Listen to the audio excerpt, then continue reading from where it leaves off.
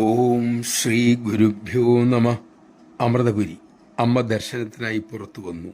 വിദേശിയായ ഒരു ചെറിയ കുട്ടി അമ്മയുടെ മുന്നിൽ ഓടിയെത്തി. അതിനുശേഷം അവൻ അമ്മയുടെ മുന്നിലൂടെ നടന്നു. അങ്ങോട്ടും ഇങ്ങോട്ടും ഓടി ചാടിയാണ് അവൻ നടക്കുന്നത്. അമ്മയ്ക്കൊപ്പം നടക്കാൻ ആ കുസൃതി കൂട്ടാക്കുന്നില്ല. അമ്മ അവനെ ശ്രദ്ധിച്ചു. പിന്നീട് വേഗത്തിൽ നടന്ന് അവനെ കയറി പിടിച്ചു, ഒരു മുത്തം കൊടുത്തു.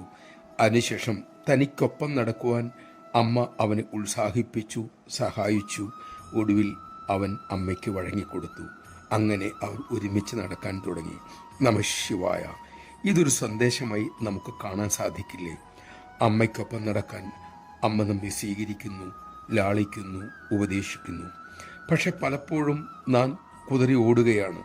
അമ്മയ്ക്കൊപ്പം നടക്കുക എന്നാൽ അമ്മ പറയും പോലെ ജീവിക്കാൻ ശ്രമിക്കുകയാണല്ലോ. നമുക്കതിന് കഴിയട്ടെ.